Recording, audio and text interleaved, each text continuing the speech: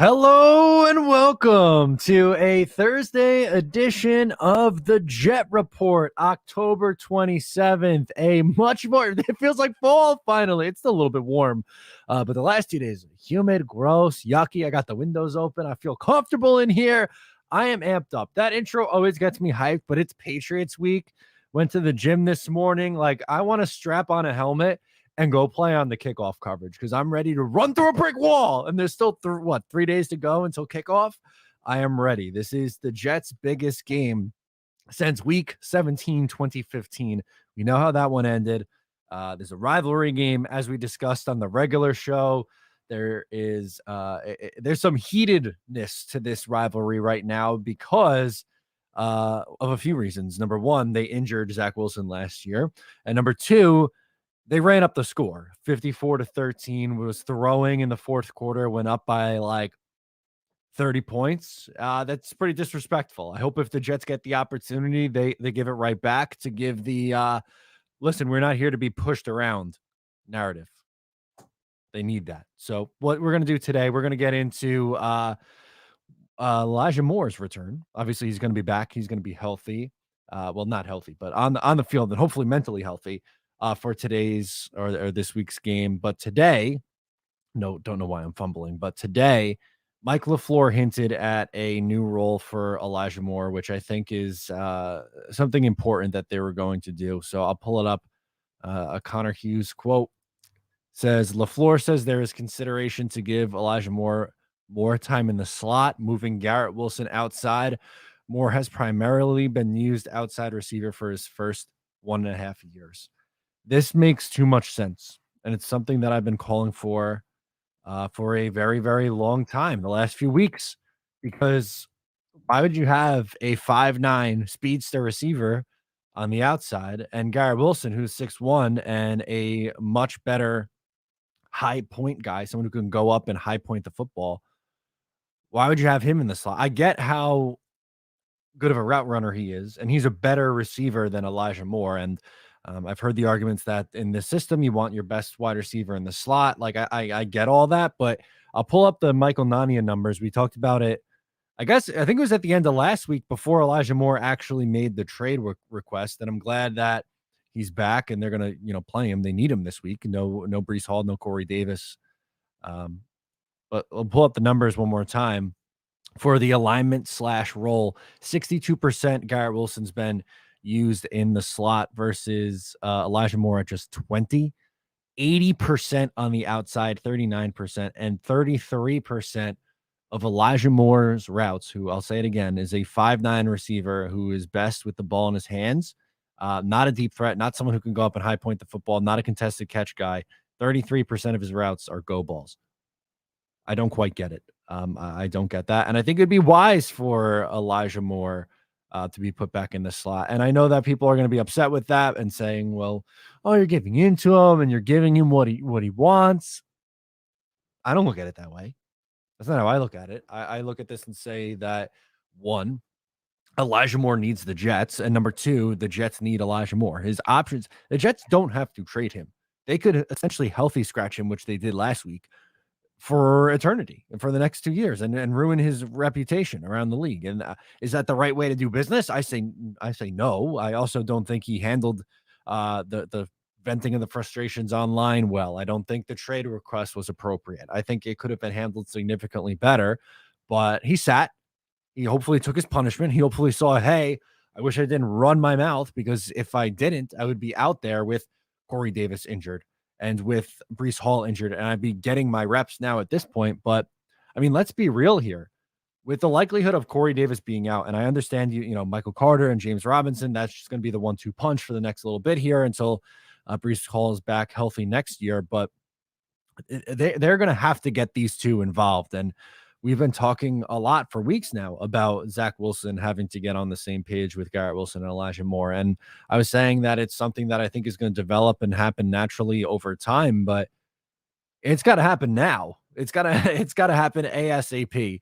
The Jets need Elijah Moore on Sunday because, let's face it, they're going to try to take out one of these two wide receivers, and one of them is going to be able to get reps. And I'd imagine, based on the last few weeks, whether it was Denver or Green Bay, both have really good corners.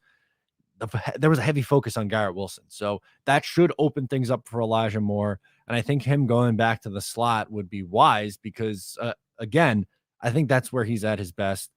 And I think Zach needs to get him the football. Now, I'm not saying you give in to him and you feed him 15 targets. No, but should he be a part of your game plan? Absolutely. I think it's naive to just kind of sit there and say, well, he handled things poorly, so we're going to be, babies too, and just say, you scorned us, so we're going to scorn you. No, it should be, hey, you effed up.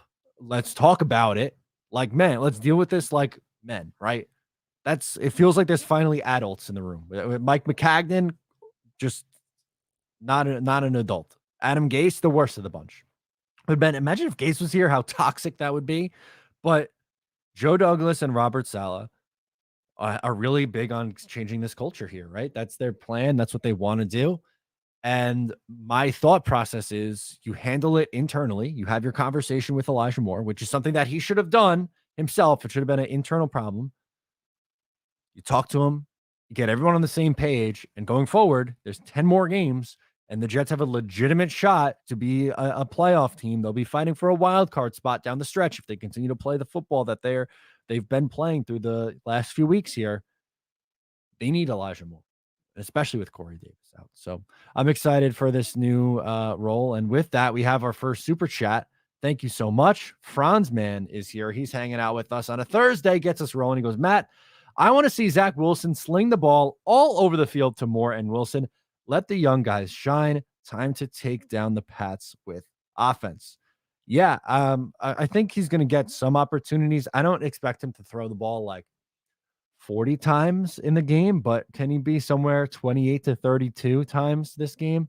Probably, yeah. I don't think you're going to be seeing, in the low 20s, or even like there was, what was it, the Green Bay game where it was 18 passes that he had the last few weeks specifically. I mean, the last three, the Denver, Green Bay, and Miami, they haven't thrown the ball a lot in the second half because they've been up. So it's dependent on how this game script goes.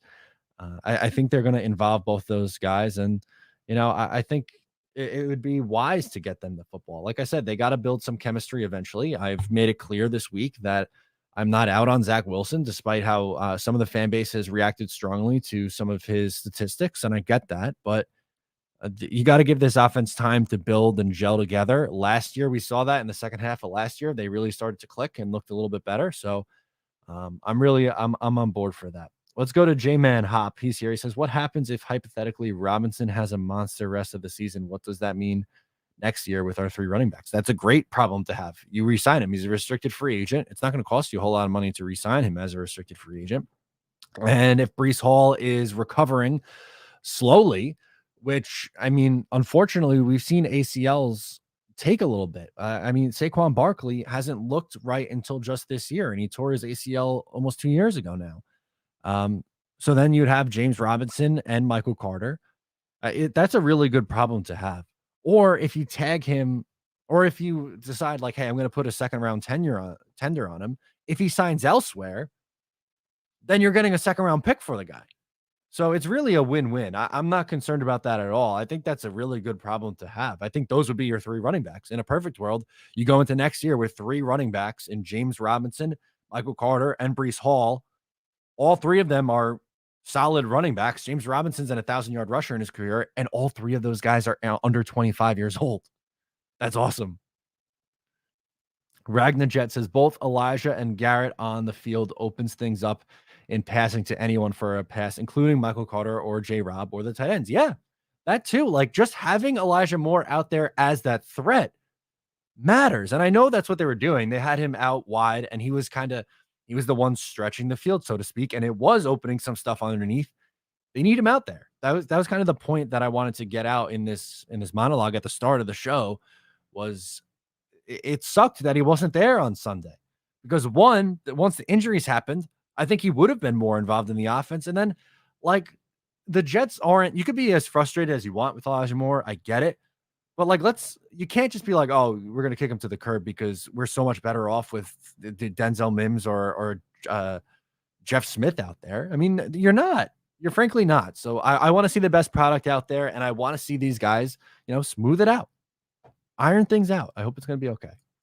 Joe says, don't know how true it is, but I read somewhere on Twitter that his bitch fit was because MLF wanted to put him in the slot. Not sure if it's a good source, though. I would be surprised if that's the case because I thought he was pretty productive when he did play in the slot last year. I don't know if I buy that. I mean, listen. You might, maybe you do have the inside connect, but I personally don't buy that. As you're saying, it's, I don't know. Supposedly, and Mike LaFleur also said today that there was not a fight between the two of them. So I guess that's a plus. Chris with a super chat. What's up, man? He said, what was the hint? I just got here. It was, let's go back a couple. LaFleur says there is consideration to give Elijah Moore more time in the slot and move Garrett Wilson outside. So essentially switching Wilson and Moore's role, which I think is wise, and I think will open things up for this offense a little bit more. Thank you guys for hanging out with me, and thank you again for the super chat. Anders wants to see the short passing game. I think that's a way to beat this New England team. I think it'll be the short, speedy guys. New England plays a ton of man coverage, so it's going to be on Garrett Wilson and Elijah Moore to get open. And who knows? Maybe they've for years they've killed the Jets with their intermediate passing game with the shallow crosses over the middle. Maybe it's time to give it right back, or a little slant to Elijah Moore in the slot. Come on now, let's do it. Yeah, Joe says the spread is now 2.5. I don't get this one, to be honest with you. To me, the only reason why the Jets are underdogs, I would say, is past history, because they haven't beaten them obviously in their last 12 tries. But it's a 3-4 team versus a 5-2 team, and the 5-2 team is the home team. The 5-2 team is on a 4-game win streak, and the 3-4 team is off a bad loss on Monday Night Football. I don't get the spread on this one. I'm taking the Jets. I think they win outright, but who knows? Jets says that would probably be the best running back room in the league. It would, and guess what? It'd be pretty cheap too. That'd be that's fantastic. Give this young team all the weapons in the world and all the inexpensive weapons in the world too.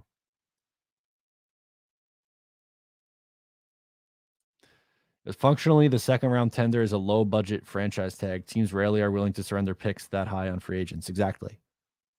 So exactly. That's what I think you do. And it'll be, again, it's still relatively cheap. He'd probably be the most, maybe the Brees might be more expensive because of where he was drafted, but it wouldn't be super costly to do that.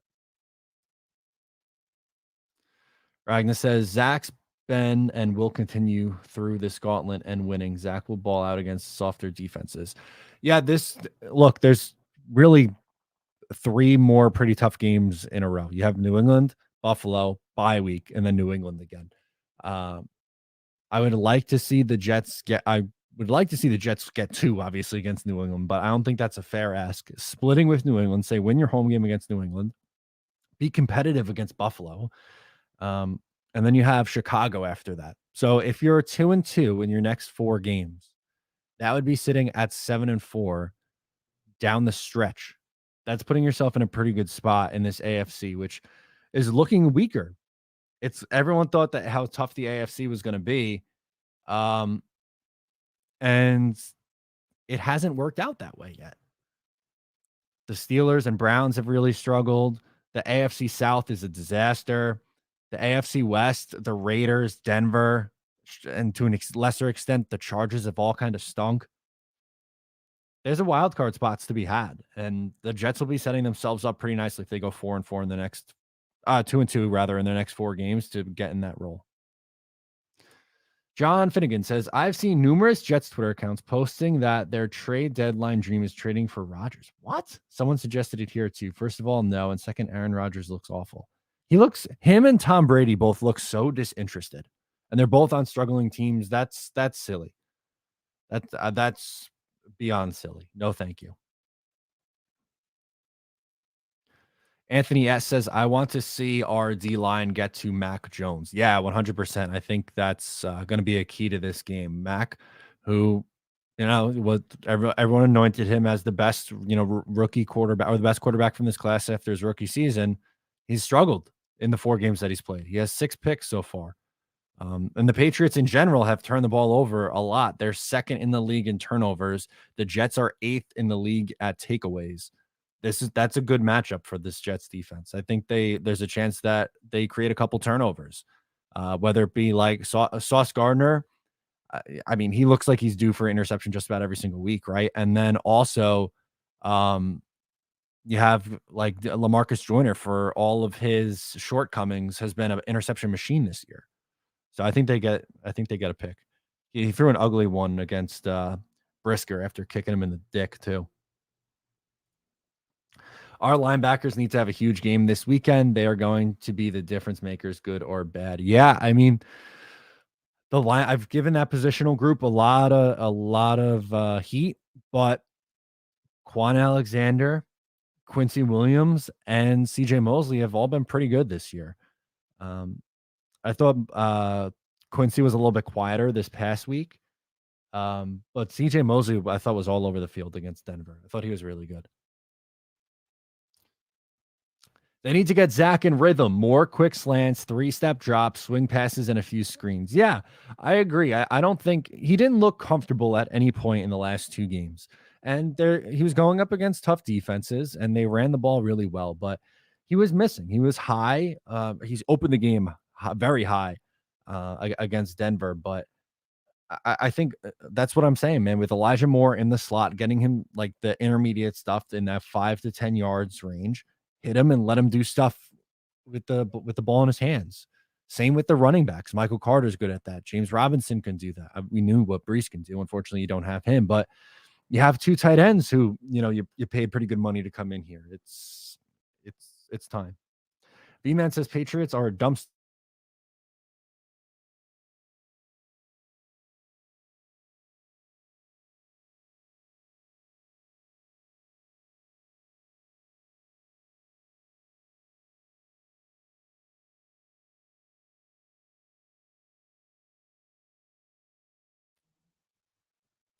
My back, that was annoying. My internet has randomly dropped out and come back a couple of times today, which is incredibly annoying.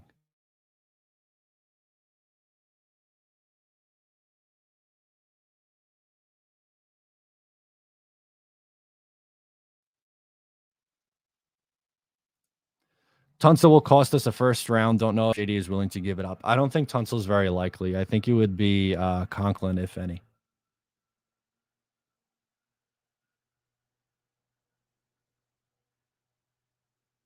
Yeah, I know, guys. Thank you for hanging with me. Like I said, it's not like it goes out for like a split second. It's happened a couple of times today. Luckily with StreamYard, it comes right back up automatically. It doesn't like shut down the whole stream. So thank you guys for sticking with me. Sorry about that. It's been a little bit annoying today. But anyway, if that happens again, just know it'll be back in a couple seconds. So when do the Jets or any NFL team have realistic shot at having both offensive and defensive rookie of the year? Damn those injuries. I know. Brees really hurt, man. I was so upset with the Brees Hall injury because he was so good. He had an immediate impact. And after he looked a little bit slower in the first 2 games getting his footing, but then after that, man, he was just absolutely fantastic. Man, it's frustrating, but I think Sauce Gardner has a really good shot for it. He just won Defensive Player of the Week, not defensive. I mean, and he did win Rookie of the Week, which the Jets have had what 5 of 7 Rookies of the Week so far. It's nuts.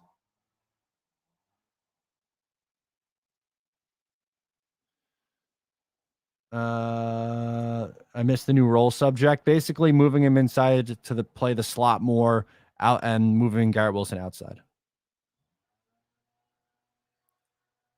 Thoughts on my original comment? Stream froze. Okay, yes, my bad, Vinny. Thank you for the super chat. I think that, 100%. I don't think you want to have those guys as your assistants and trying to run an offense. I don't think that does Mac Jones any favors. And I don't know how good of a coach Josh McDaniels is, but I think he's a very good coordinator. He's proven that. Um, and they don't have a ton of great weapons for him.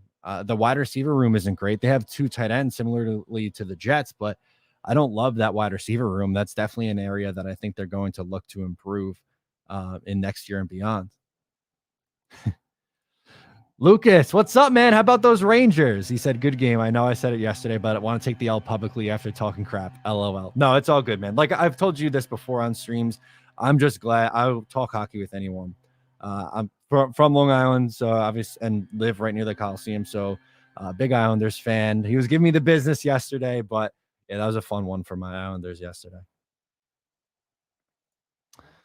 Matt, would you give up a first if it meant you get Tunsil and can rework his contract?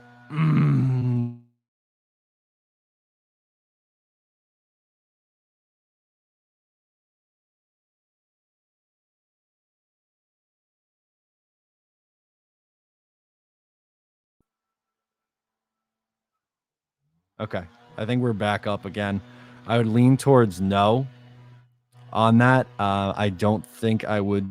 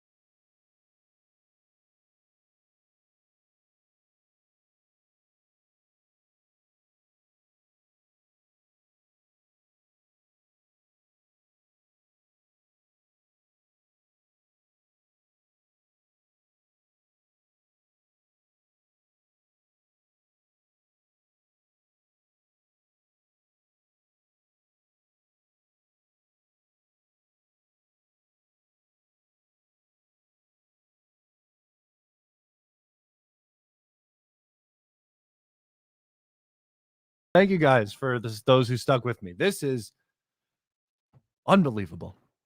Unreal. I reset the router, and I feel like that seems to be doing the trick now. That'd be kind of hysterical if it dropped out again on me. Franzman says Mac Jones kicked Matt in the nuts. LOL. Yo, you guys are the best. Thank you for hanging out still in here. I appreciate that. It's super frustrating. I know you guys must be frustrated. I'm frustrated too, but I can't express enough how much I appreciate you guys. You're the absolute best.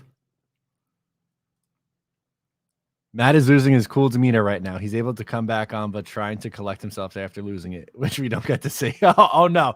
I just literally I ran downstairs, reset the router. I'm like, there's no way. There is no way this is gonna come back on. And I actually I got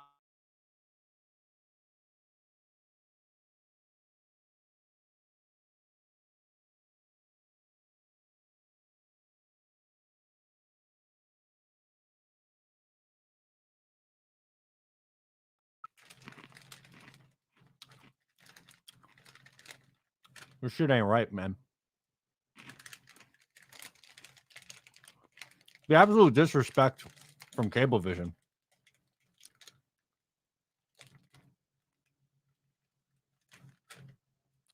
I can't even talk about my chickpea snacks. I wish they sponsored me. They don't.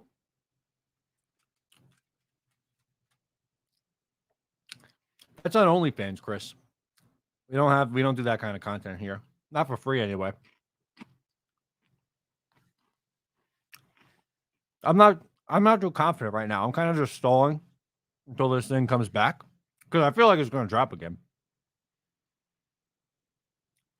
Me and Optimum got beef. I thought they fixed my issue. We were in a good spot a couple weeks ago. Start out, guy comes, replaces the line on the side of the house. Love it. New router, new Wi-Fi extender. Things are looking up. Nope. They said F you. You had until October 26th. You could have 25 days of working internet, and then we're just gonna fuck with you. Another reason to hate Dolan. Yeah, screw Dolan. Worst owner in New York, which is saying something because there's been some shitty ones. Daddy Dev. All right, we'll get back to the Jet stuff. If I drop out, I might just punch a hole in my computer and then call it a day, but we'll see. Do you think the Jets would/should trade for a lineman? Yeah, I think they should. And I think I'm on team Jack Conklin. He was almost a Jet a couple years ago. And that was with Joe Douglas. That wasn't Mike McCagnon. That was Joe Douglas's first free agency period, and then he ended up pivoting and signing George Fant. But I think Conklin would be a really nice addition to this team. And then you could re-sign him. Franzman says, anyone hear about anything about Fant and Mitchell return? Not yet. I think it's going to be a few more weeks still, unfortunately. J-Man says, after the bye week. Yeah, probably, right? I think that's probably more than likely when it would be at this point. Ragnar says, put Zach in a constant rhythm with this new tight end room, hardly using them. Yeah, it's been pretty bizarre, right? I'm kind of surprised with their production the last few weeks. Tyler Conklin was very heavily involved early on. I'm pulling up his numbers right now. We'll do a little screen share action for those watching.